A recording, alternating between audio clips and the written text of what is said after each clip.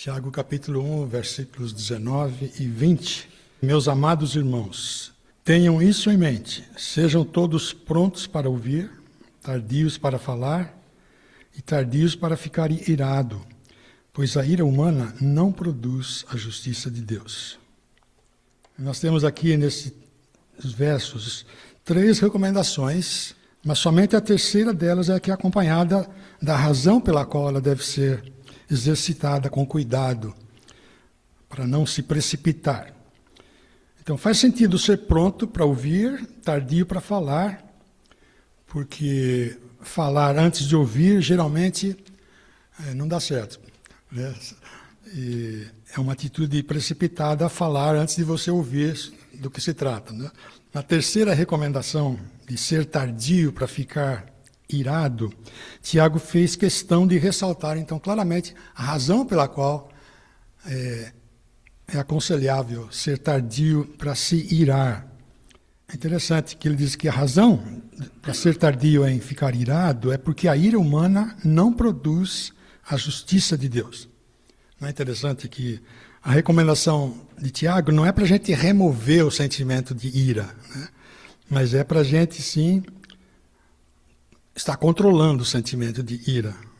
Seja tardio, não se apresse em ficar irado antes de se certificar que se trata de uma insatisfação baseada em verdade e justiça. Mas aqui nesse trecho, Tiago, assim como em diversos outros trechos bíblicos, eu entendo que ele estava se referindo a chegar a um ponto que está tão desagradável que você precisa falar alguma coisa. Então não é uma ira assim, fora de controle das suas emoções, mas é que você chega no ponto e fala, não, agora eu preciso falar alguma coisa para você. Então, é nesse sentido, é uma ira então controlada, você não perdeu o controle das emoções. Então é uma atitude de intervir quando a situação chega talvez além do que deveria estar, além do limite, né? A razão de nós controlarmos a ira é porque a nossa ira não produz justiça, a justiça de Deus. Então isso significa dar a entender que Deus fica irado, mas só que a ira dele produz justiça. Então ele fica irado, só que não é um irado fora de controle, como a gente costuma ficar. É Deus dizendo, agora chega, basta, eu vou precisar intervir aqui nessa situação. Essa é a ideia. E a grande diferença aqui em Tiago é que, apesar do significado de ficar irado seja praticamente o mesmo aqui, tanto em relação a Deus quanto em relação ao ser humano, a grande diferença é em relação ao que é produzido pela ira. Se a ira vai produzir justiça, então tudo bem. Mas se a ira vai produzir mais ira, ou mais quebra-quebra, essa ira não é boa, né? Esta exortação de Tiago dá a entender que nós podemos sentir a ira, mas tem que ser de uma forma que o sentimento de ira esteja sob controle. E o problema é ficar irado, então, apressadamente, precipitadamente, ou antes de verificar os fatos. Provavelmente não vai dar certo essa ira, né? É eu ficar revoltado com uma situação, simplesmente ter um efeito assim, mexer com a minha pessoa. Ou se alguém abre a geladeira lá, sem a minha permissão e decide comer aquele pedaço de pudim que eu tinha guardado para comer mais tarde. Quando eu chego lá, está vazio. Então, a razão específica de Tiago aqui, que menciona, para que nós sejamos tardios em ficar irados, é porque a ira humana ela é incapaz de produzir a justiça de Deus. Não é capaz de produzir o tipo de justiça com que Deus nos trata. Quando Deus fica irado conosco, Ele vai nos tratar justamente, e não totalmente fora de controle. Quando a gente para pensar, essa declaração de Tiago, no fundo, ela está diretamente conectada com a história da Bíblia, com a história da redenção do povo de Deus, que pode muito bem ser descrita como sendo uma história da revelação da santa ira de Deus. Foi porque Deus chegou a um ponto de dizer, não dá para continuar mais assim, eu preciso tomar uma providência.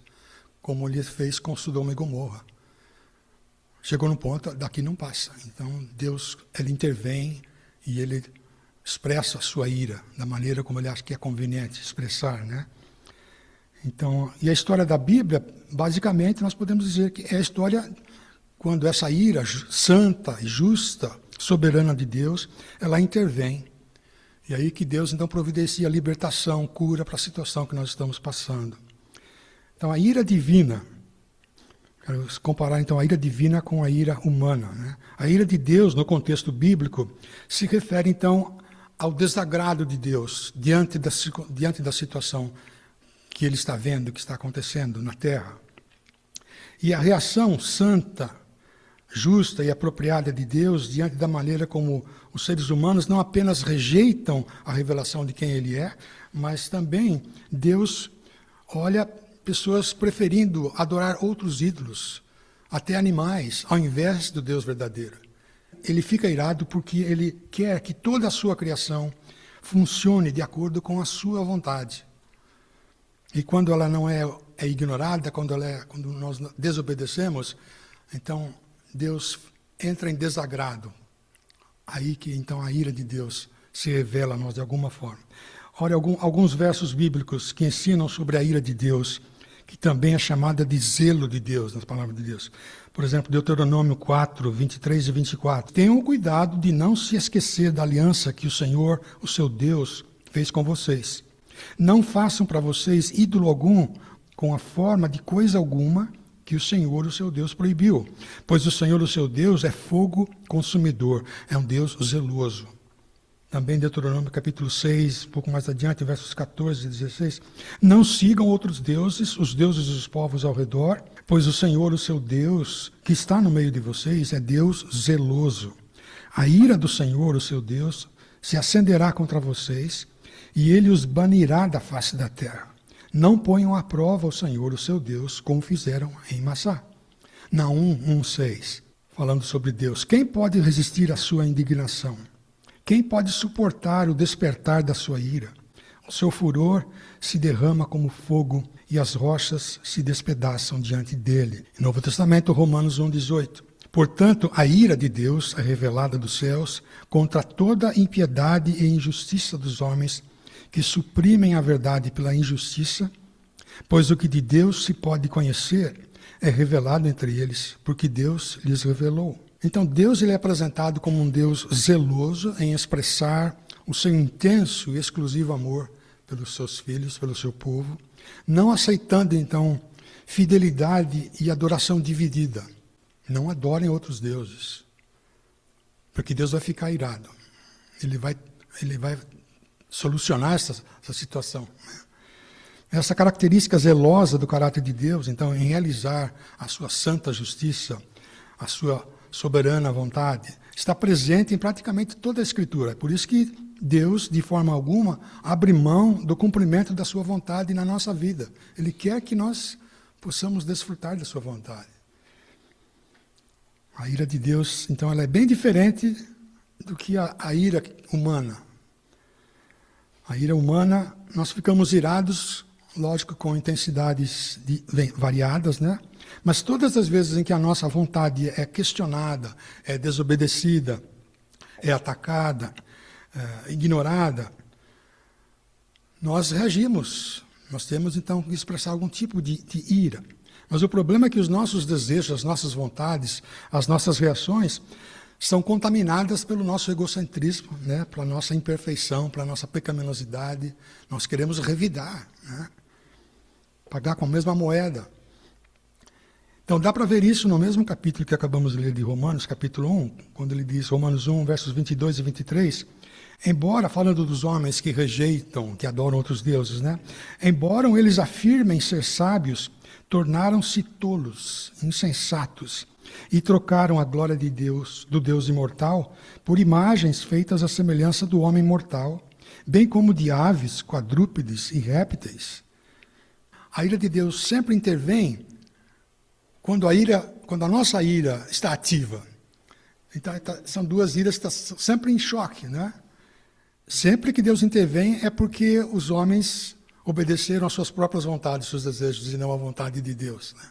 Graças a Deus por isso, porque por iniciativa de Deus, ele intervém e manifesta a sua santa justiça, fazendo aquilo que é necessário, nos disciplinando, nos deixando a gente ter aquilo que a gente queria tanto ter, então se é isso que você quer, então por algum tempo tenha para ver se é bom, né? E a história da humanidade é a prova mais do que suficiente do fato que nós, seres humanos, somos escravos dos nossos próprios desejos e vontades. O ser humano, por natureza, é obcecado por fazer a sua própria vontade. Custe o que custar, às vezes a gente quer fazer aquilo que a gente quer, mesmo sabendo que no final não vai ser bom. E, a meu ver, o lema da vida humana, a parte de Deus, deveria ser: eu quero que as coisas sejam do meu jeito, ou então não tem jeito. E a nossa tendência é seguir esse lema ao pé da letra, de uma forma, às vezes, tão incontrolável, doentia, que acaba serve para a nossa própria destruição. E essa perspectiva que a Escritura apresenta da humanidade afastada de Deus, né? Esse tipo de ira está no nosso DNA, na nossa natureza pecaminosa. Tem que ser do meu jeito, ou então não tem jeito. Quem nunca viu uma criança de 3, 4 anos fazendo maior birra no supermercado, gritando, jogando as coisas no chão, chutando a canela do pai, só porque não compraram o doce que ele queria que fosse comprado? Tem que ser do meu jeito, senão não tem jeito, né? E você sabe qual é um dos maiores motivos pelos quais pessoas se divorciam, mesmo evangélicos? É incompatibilidade. É porque um queria que fosse de um jeito e outro quer que seja de outro jeito. Os dois falam: não, tem que ser do meu jeito, senão não tem jeito. Então, né? E à medida que nós lemos os relatos bíblicos, nós podemos perceber claramente essa enorme incompatibilidade entre a ira divina e a ira humana, naquilo que cada uma produz, né? Tanto é que essa incompatibilidade eventualmente faz com que frequentemente haja então choques, colisões, né? E quando a colisão acontece, geralmente o resultado é a separação. O primeiro registro bíblico da manifestação dessa santa ira justa de Deus contra a ira humana está lá no Gênesis, né? No 4º capítulo de Gênesis, quando Deus expulsou Adão e Eva da sua presença. Adão e Eva falaram: nós queremos fazer do nosso jeito, nós queremos comer, né?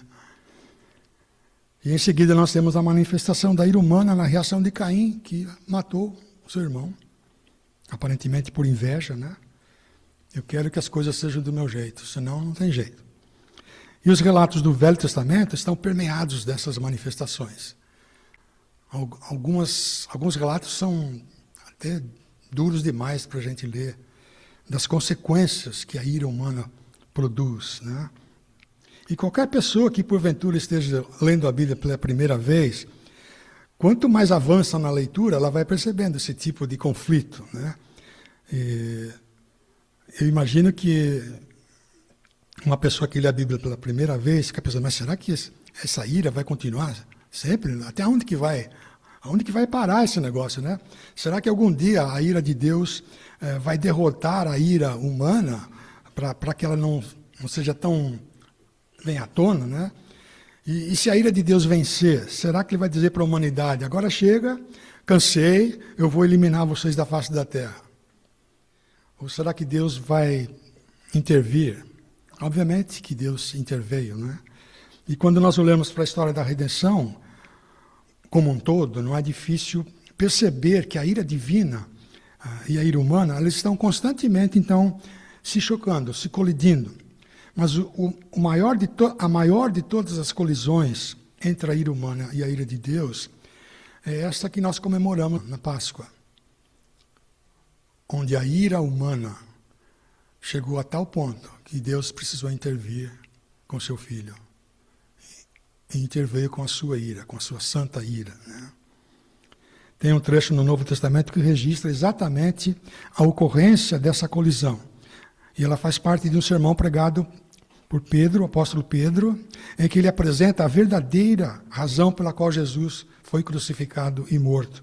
Atos capítulo 2, verso 23, dizendo sobre Jesus: este homem foi entregue por plano predeterminado e presciência de Deus, e vocês, com a ajuda de homens perversos, transgressores da lei, o mataram pregando na cruz. Observe que Pedro está dizendo aqui que Cristo foi levado para a cruz por meio da manifestação da ira humana. Foi consequência do ódio humano, né? Por meio da ira de homens que estavam dispostos a ir até as últimas consequências a fim de satisfazerem as suas próprias vontades. Ele diz aí, com a ajuda de homens perversos, o mataram pregando na cruz.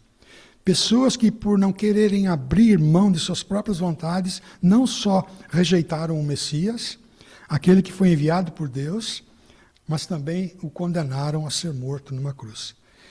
E aqueles homens perversos que crucificaram Jesus, eles representam a ira de todo ser humano.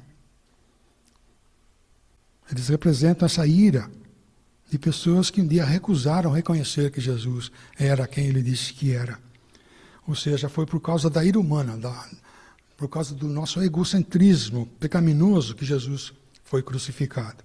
Mas foi graças à intervenção da ira de Deus, enviando Jesus, morrendo no nosso lugar, que ele resolveu essa situação. Essa declaração do apóstolo Pedro que nós acabamos de ler é que, de certa forma, absurda para nós, quando ele diz, esse homem foi entregue por plano pré-determinado e presciência de Deus. Portanto, foi a intervenção e manifestação da santa ira de Deus que levou o Senhor Jesus a morrer na cruz. A ira de Deus não é produto de egocentrismo, não é produto da imperfeição de Deus, não foi descontrole emocional da parte de Deus, mas foi pré-determinado, pré-conhecimento de Deus. Antes mesmo da criação do mundo, Deus já sabia exatamente o que a sua ira iria cumprir. Foi a santa, justa e perfeita ira de Deus que levou Jesus a morrer na cruz. Portanto, a crucificação de Jesus que acontece, é onde acontece o maior choque, a maior colisão, a maior trombada, por assim dizer, entre a ira humana e a ira divina. E naquele momento, Jesus ele estava carregando sobre si toda a força da ira humana, ao mesmo tempo toda a força da ira de Deus. E o fato que nós precisamos reconhecer é que a ira de Deus, manifestada na cruz, ela é fruto da graça e da misericórdia de Deus. A ira de Deus não é como a nossa. A ira de Deus é fruto da sua graça e da sua misericórdia. Se ele não tivesse demonstrado a sua santa e justa ira, nós não teríamos a salvação. Não teríamos como nos achegar a Deus, né? Então, graças à santa e justa ira de Deus, é que todo e qualquer ser humano tem a oportunidade de ser liberto da escravidão aos seus próprios desejos e vontades. Graças à manifestação da santa ira de Deus, é que nós fomos salvos da destruição a que a nossa própria vontade estava nos levando. Se Deus não tivesse sido zeloso em manter a sua aliança, manifestando a sua ira, nós, seres humanos, não teríamos qualquer esperança de salvação. É somente, então, através da manifestação, a intervenção da santa e justa ira de Deus, por meio da morte de Jesus, que nós somos colocados em posição de receber o perdão de Deus. Nós precisamos relembrar desse fato extraordinário, que foi graças à intervenção da sua ira, isto é, do seu total desagrado com a nossa natureza pecaminosa, que ele providenciou o Redentor, capaz de nos curar, de nos libertar e de nos restaurar. Conforme está escrito em Isaías, certamente, falando sobre o Messias que haveria de vir, né? Certamente ele tomou sobre si as nossas enfermidades e sobre si levou as nossas doenças. Contudo, nós o consideramos castigado por Deus, atingido por Deus e afligido. Verso 5, ele, porém, foi transpassado por causa das nossas transgressões e esmagado por causa das nossas iniquidades. O castigo que nos trouxe a paz estava sobre ele, e pelas suas feridas fomos curados.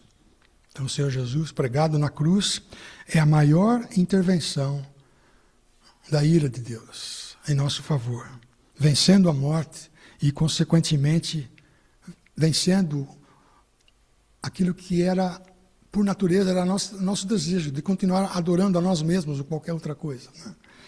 É exatamente essa intervenção da ira de Deus, enviando o seu Filho Jesus, que é capaz de nos curar, de nos libertar, de nos justificar diante dele. Pelas suas feridas, nossas transgressões e iniquidades foram perdoadas. Pelas suas feridas nós fomos curados. Pelas suas feridas nós recebemos um livre acesso a Deus. E assim podemos desfrutar da paz com Deus. Até onde eu entendo, a morte de Jesus, ela não efetuou a remoção ou a extinção imediata da nossa natureza humana pecaminosa, porque a história da redenção ainda não se completou, não se consumou, né? O que a crucificação de Jesus produziu de imediato foi a possibilidade do nosso acesso diante do trono da graça, como acabamos de ler em Isaías. O castigo que nos trouxe a paz estava sobre ele. A morte de Jesus, então, pagou o preço para termos livre acesso a Deus e assim desfrutarmos da paz de Deus, da paz com Deus. Por meio da morte de Jesus, Deus nos libertou da escravidão à nossa própria natureza, egocêntrica, imperfeita, pecaminosa, para que nós possamos nos desfazer de hábitos da velha vida, nos despir da velha natureza e assim podemos nos revestir da nova vida em Cristo. Deus fica irado quando a sua justiça é distorcida. Deus fica irado quando a sua misericórdia é menosprezada. Deus fica irado quando a sua graça é distorcida, quando o seu amor é rejeitado. E por que nós precisamos saber e relembrar disso? Porque apesar de nós já termos sido libertos da escravidão aos nossos próprios pecados e nossas vontades e desejos naturais, enquanto nós estivermos vivendo nesse mundo, nós continuamos tendo que lutar contra essa tendência natural de viver conforme os nossos próprios desejos, né? Então é verdade que nós já fomos libertados da escravidão ao pecado, mas a nossa natureza pecaminosa ainda não foi eliminada por completo da nossa vida. Vira e mexe, se não formos cuidadosos, ela é capaz de servir como pedra de tropeço para a nossa vida. Como o apóstolo Paulo advertiu os cristãos de Corinto, quem se considera estar de pé, cuide-se para que não caia. É por isso que existem momentos em que nós sentimos zelo, sentimos devoção fervorosa de servir a Deus de todo o coração, de nos submeter à sua vontade. Mas tem hora que a gente sente vontade de fazer a nossa própria vontade. Porque nós temos esses dois tipos de ira afetando a nossa vida. Então não foi à toa que Paulo escreveu aquela famosa súplica de Romanos 12, 1 e 2. Irmãos, rogo-lhes pelas misericórdias de Deus, que se ofereçam inteiramente em sacrifício vivo, santo e agradável a Deus. Este é o culto racional de vocês. Não se amoldem ao padrão desse mundo, mas sejam transformados pela renovação da sua mente, para que sejam capazes de experimentar e comprovar a boa, agradável e perfeita vontade de Deus. Porque se a nossa mente não estiver sendo renovada, nós certamente não teremos anseio e nem seremos capazes de comprovar que a vontade de Deus é boa, agradável e perfeita. Então isso quer dizer que a nossa vida hoje, ela pode ser impulsionada, encorajada por nossas próprias vontades, pelos nossos próprios planos, ou pelas vontades e planos de Deus. Nós continuamos tendo que fazer essa escolha diariamente, né? Alguém disse que carros não se dão bem trafegando sobre trilhos, assim como trens não se dão bem fora dos trilhos. Barcos e navios não se dão bem fora d'água, assim como aviões e helicópteros não se dão bem em florestas. Semelhantemente, nós, seres humanos, fomos criados para o louvor da glória de Deus e para vivermos em harmonia com a sua vontade. Qualquer outra maneira de viver a vida cristã, então, somente vai causar dor. Só vai causar sofrimento. Porque Deus nos salvou para vivermos uma vida de acordo com a vontade dEle. Então, nosso anseio sincero por conhecer cada vez mais Deus pode ser facilmente desencorajado ou interrompido até por nossas próprias fraquezas e costumes. E às vezes são coisas pequenas que faz a gente perder isso me deixa louco pensar nisso. Né? Basta alguém fazer alguma coisa que nos deixa irritado, como eu disse, no trânsito, porque o nosso nível de santidade vai para o Léo, né? Esqueceu da devocional que você fez lá. Basta alguém furar a fila na nossa frente e a gente já coloca a boca no trombone. Ei, ei, ei, ei. Aqui não é a casa da sogra, a fila é lá atrás, começa lá atrás. Facilmente a gente traz as nossas irritações, né, que não produzem justiça. Então, a manifestação da ira humana não produz a justiça de Deus, porque ela é fruto do nosso egocentrismo pecaminoso. Mas a ira de Deus, ela é capaz de nos curar, de nos libertar. Ela é capaz de nos salvar de perigos. É por isso que nós precisamos regularmente, então, nos colocar diante de Deus e pedir que nos faça conscientes da sua presença diariamente, a todo instante.